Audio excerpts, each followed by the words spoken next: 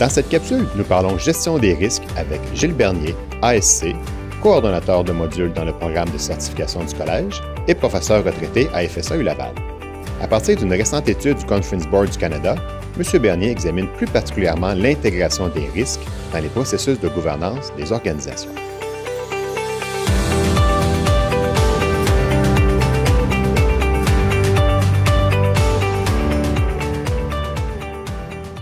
Le rôle du conseil d'administration, tu le vois comment dans une optique de gestion intégrée des risques versus l'approche plus traditionnelle?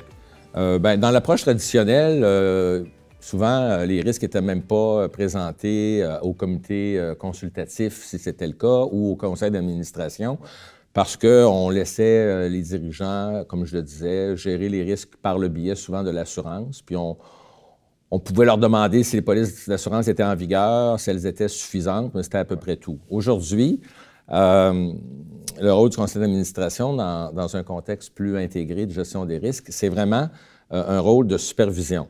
On dirait en anglais d'oversight, de surveillance du processus de gestion des risques. Et pour ce faire, les administrateurs doivent se poser des questions et en poser aux dirigeants. Alors, il faut donc chercher à évaluer si dans notre vision des choses, on a l'impression que l'organisation est en contrôle. C'est ça le but du conseil, le travail du conseil d'administration. Son objectif en matière de gestion des risques, c'est de superviser le processus, le questionner, demander une certaine reddition de comptes régulièrement à cet égard-là et se faire une tête sur le fait que l'organisation semble être en contrôle, en quelque sorte. Et chaque administrateur, donc, joue ce rôle-là. C'est pas une responsabilité d'un ou deux spécialistes, entre guillemets, de gestion de risque, ou c'est... Bon, généralement, lorsqu'on compose un conseil d'administration, quand on a une préoccupation, disons, de mettre un focus particulier sur la gestion des risques, on va chercher à inviter une ou des personnes qui ont peut-être plus d'expérience, d'expertise dans ce domaine-là. Alors, c'est vrai dans d'autres domaines aussi. Lorsqu'on compose le conseil d'administration, prenons par exemple les technologies d'information, on va inviter une personne, des fois deux, qui ont une expertise, une expérience. En gestion des risques, ça se voudrait la même chose. Le risque peut être que les autres administrateurs se fient peut-être un peu trop aux connaissances et à l'expertise de cette personne-là. Je crois que tous les administrateurs doivent se sentir interpellés par le processus de gestion intégrée des risques et ils ont, ensemble, collectivement, la responsabilité de vérifier s'il existe un processus de gestion des risques et s'il semble efficace. Puis c'est une démarche ponctuelle, une fois par année, 2-3 fois, ou récurrente à chacune des réunions, cette notion-là de revenir sur les risques et de challenger la direction? Ça peut dépendre du contexte, ça peut dépendre du secteur d'activité, mais je dirais que minimalement, c'est qu'on se pose des questions puis on demande une reddition de comptes formelle avec certains rapports appropriés, minimalement, oui, une fois par année. Mais il y a des secteurs d'activité où l'enjeu peut être suffisamment important, selon le contexte économique aussi, où on va vouloir le mettre à l'agenda du conseil plus souvent dans le calendrier de travail sur une année régulière. Le conseil d'administration va souvent confier la gestion des risques à un sous-comité. Selon un sondage auquel tu réfères dans ton article, 20 des organisations, justement, ne le font pas. Ça serait quoi les avantages, justement, de passer par un sous-comité versus les implications de ne pas passer par un sous-comité et donc de rester au conseil d'administration de façon générale? C'est une excellente question. En fait, c'est un peu comme pour tous les autres tâches que l'on confie à des sous-comités du conseil ou à des comités du conseil. On dit sous-comités, mais en fait, ce sont des comités formels du conseil. On peut vouloir, effectivement, pour mieux répartir les tâches, permettre une analyse plus en profondeur, avec plus de rigueur sur ce thème-là en particulier, confier le travail à un comité, comme par exemple le comité d'audit. On voit ça dans beaucoup d'organisations. Mais en fait, en matière de risque, presque tous les comités peuvent avoir un rôle à jouer. Quand on y pense comme il faut, comité de ressources humaines, par exemple, bien, tous les risques reliés aux enjeux de pénurie de main-d'œuvre actuellement dans les organisations, rémunération, les enjeux en lien avec les avantages sociaux d'une organisation, offerts par une organisation. Le comité de ressources humaines se penche là-dessus, mais il y a des risques associés à ça. Alors, le comité de ressources humaines peut jouer son rôle à cet égard-là, en lien avec son mandat. Même chose pour Audi, particulièrement les risques financiers, opérationnels. Qu'en est-il des risques stratégiques, par contre? Ça c'est plus difficile d'envisager de confier ça à un comité comme Audi ou même ressources humaines ou gouvernance, parce que, dans le fond, tous les administrateurs se sentent interpellés par l'orientation stratégique les orientations stratégiques de l'organisation.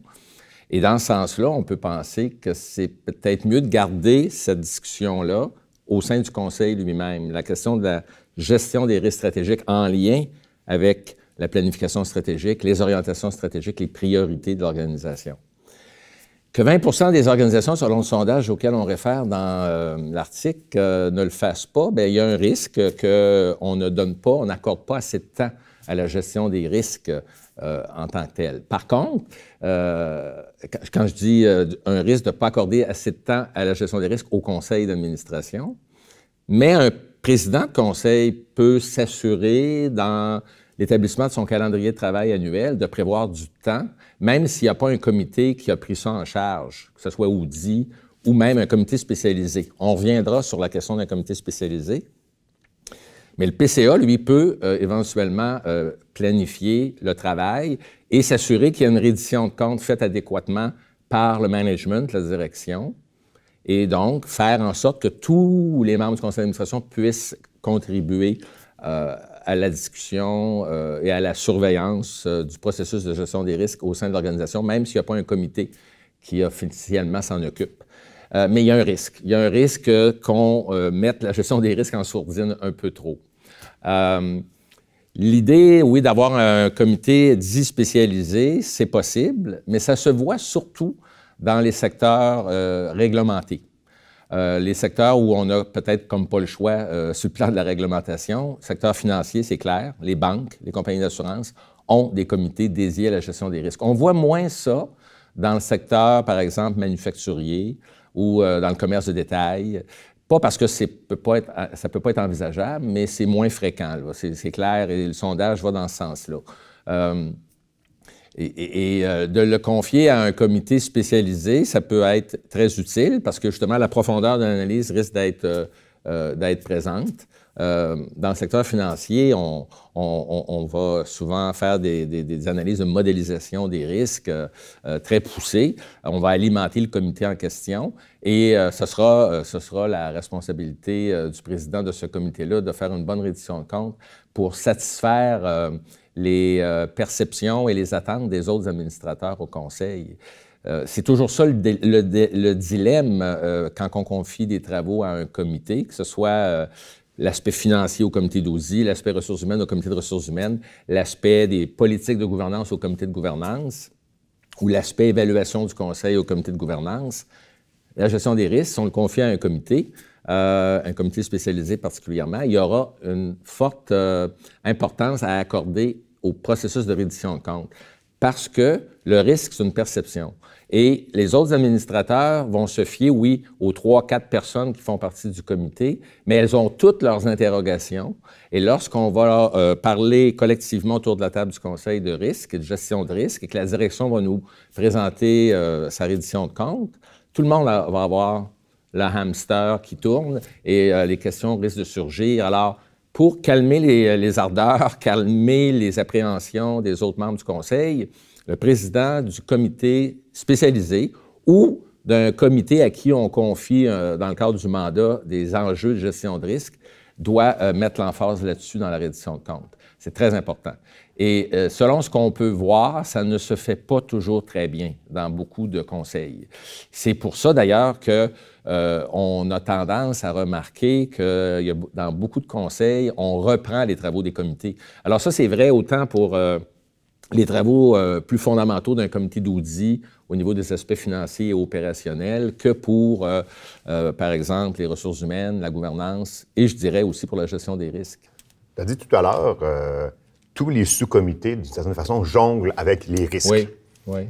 Là, on vient de parler d'un comité de gestion des risques qui pourrait être dédié à la gestion des risques. Oui. Est-ce qu'il y a justement un risque d'avoir un comité de gestion des risques versus la déresponsabilisation peut-être des autres sous-comités par rapport aux risques qui pourraient être inhérents à leur propre sous-comité? Oui. Je comprends le sens de ta question. Oui, c'est vrai qu'il y a ce risque-là et c'est ça que ça implique. Ça implique qu'il y a une bonne synergie entre le président de conseil et le président du comité dit spécialisé ou dédié à la gestion des risques et que la reddition de comptes soit faite adéquatement. Le danger, mais tu sais, je reviens à ce que je disais tantôt, c'est vrai aussi avec les technologies d'information. S'il y a un endroit où il y a des risques, c'est bien dans les technologies d'information.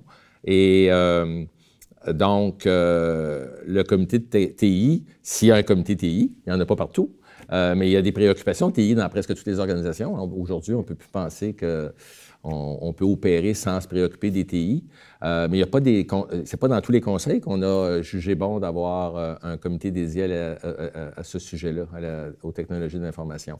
Alors, ça sera toujours la même chose. Il va falloir qu'il y ait une bonne collaboration entre le président du conseil et le président du comité, que la reddition de comptes soit faite adéquatement pour regrouper tout le monde autour des sujets, et d'éviter qu'on se retourne puis on dise « Ah, ben c'est les 3-4 spécialistes, on se fie à eux autres, puis les autres, on ne pose pas de questions, on ne s'intéresse pas au sujet. » Je pense qu'aujourd'hui, s'il y a quelque chose où le collège joue un rôle, c'est bien dans l'idée de montrer l'importance de poser des questions. Hein? C'est la meilleure mesure de diligence de la part d'un administrateur, c'est de poser des questions. Il n'y a pas de mauvaises questions.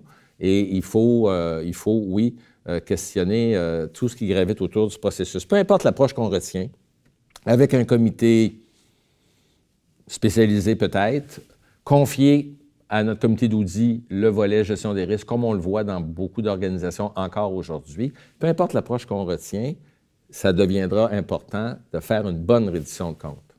Toujours selon la même enquête auquel tu réfères dans l'article, 80 des organisations semblent recourir à la gestion des risques comme un outil de prévention. Et donc, par le fait même, 20 autour d'un outil ou une vision davantage de création de valeur.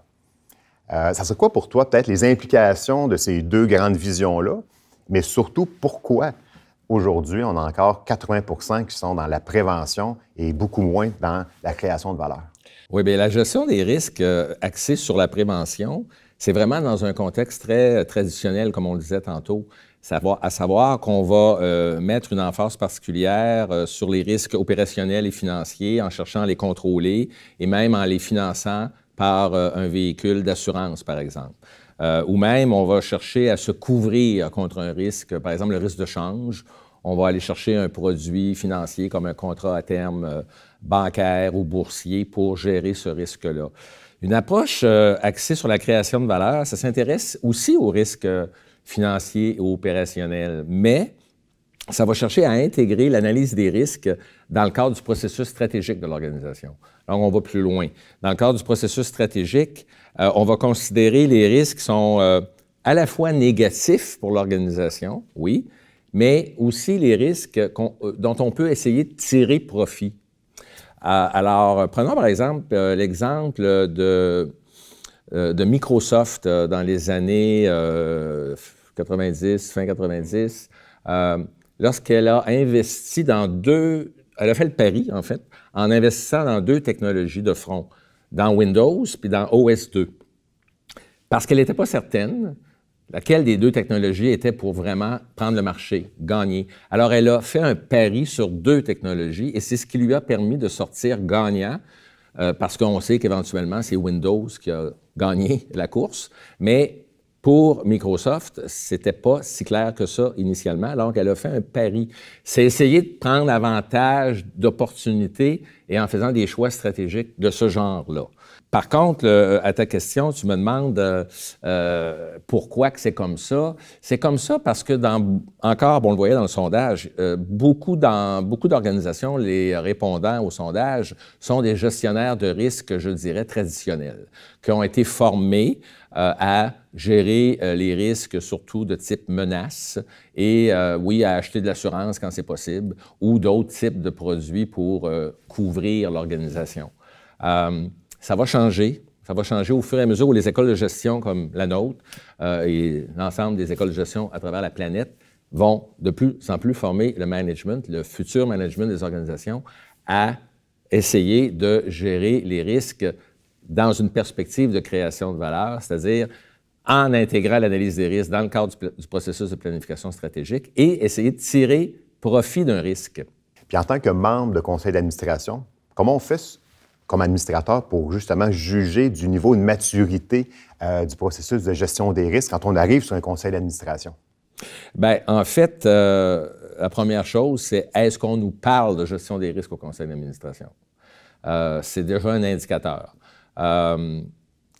C'est clair qu'il faut que les administrateurs se posent des questions avant d'en poser au management, se posent des questions comme est-ce que la direction est ouverte à nous parler? Est-ce qu'elle semble ouverte à s'ouvrir au niveau de l'incertitude qui frappe l'organisation?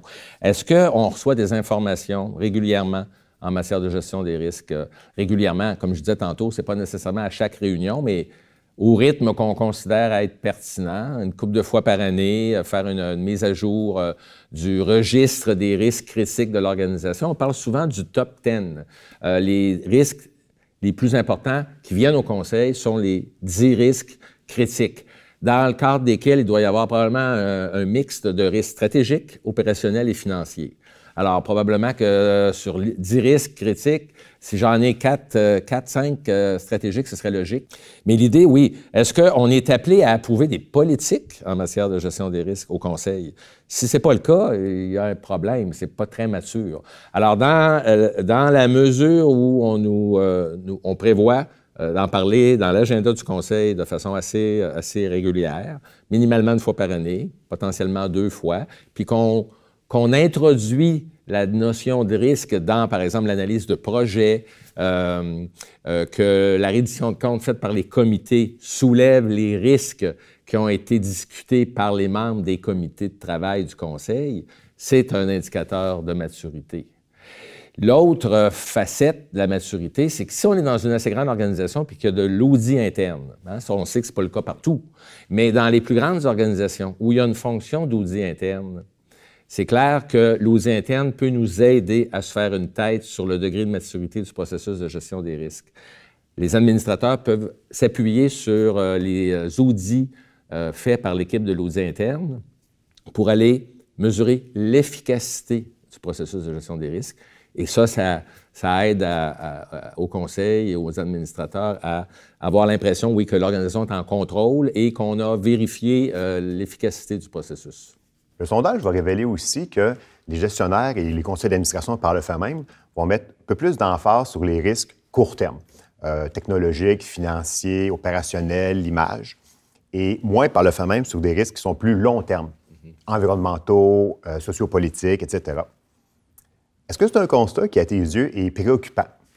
Oui, on pourrait dire quelque peu préoccupant, mais ça s'explique. Ça s'explique par le fait que les gestionnaires de risque dans la plupart des organisations sont des gestionnaires de risque traditionnels qui ont été formés avec l'approche davantage préventive, beaucoup moins avec l'approche création de valeur.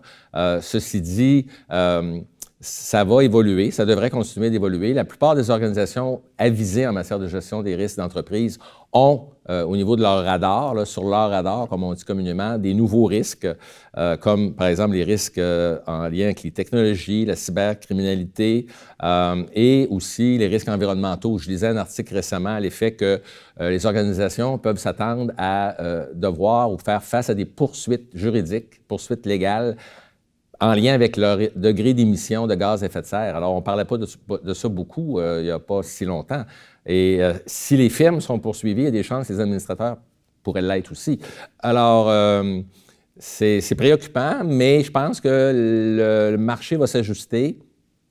Et on le voit de plus en plus dans le scoring des grands risques à l'international, comme à Davos, par exemple. Les risques environnementaux prennent de plus en plus de place, ce qui n'était pas le cas il y a 10, 15, 20 ans. C'était surtout des risques économiques et des risques plus traditionnels. Là, on parle beaucoup de risques reliés aux catastrophes naturelles et à l'environnement en général. Alors, oui, ça va évoluer, mais on peut se demander qu'est-ce qui va être le facteur déclencheur. Moi, je pense que c'est l'arrivée de nouveaux diplômés des écoles de gestion, des écoles d'ingénierie qui vont venir changer la donne dans le fonctionnement de beaucoup d'organisations.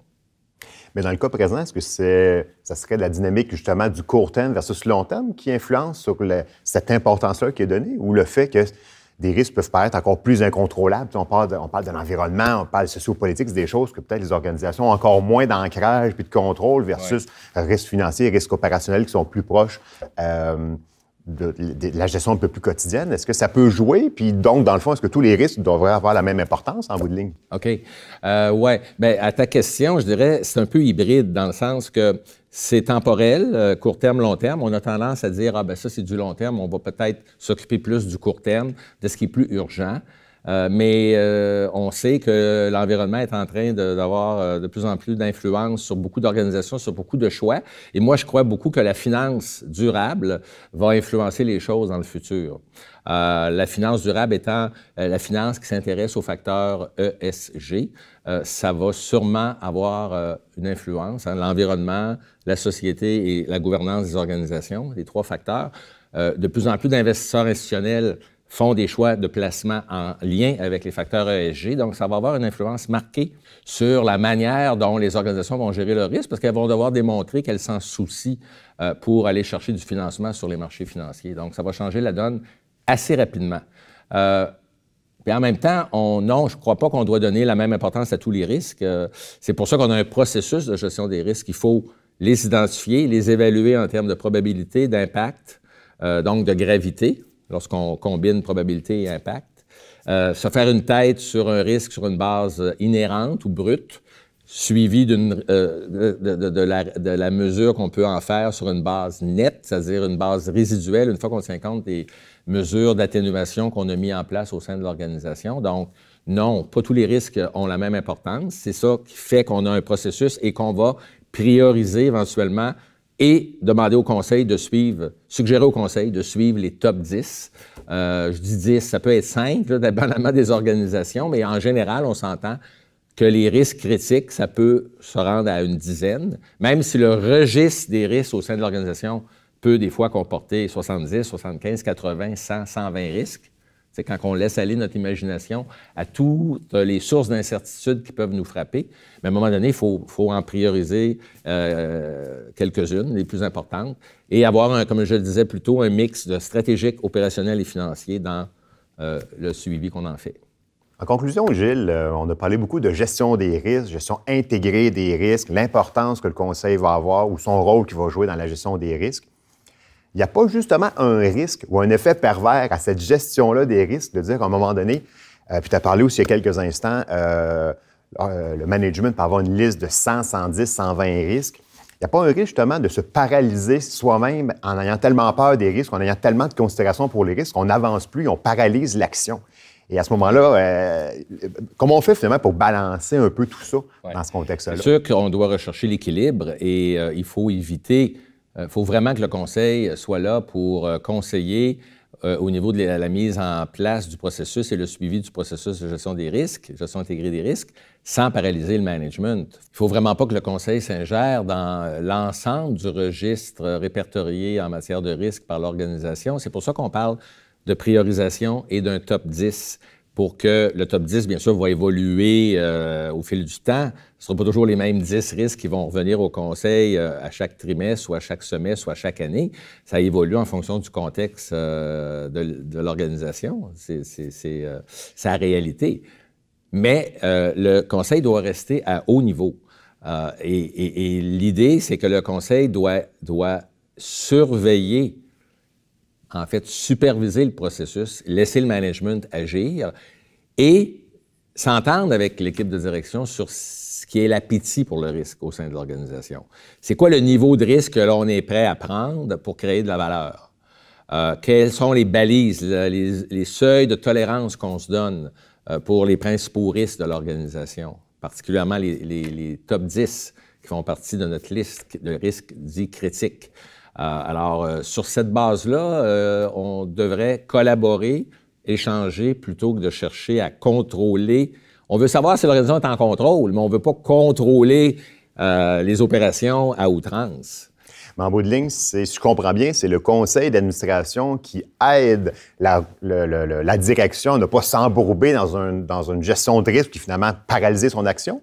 Ou tu le vois aussi que le conseil lui-même pourrait s'embourber lui-même s'il se met les mains trop dans la pâte en étant justement trop dans le processus? Est-ce que c'est ça que je comprends finalement?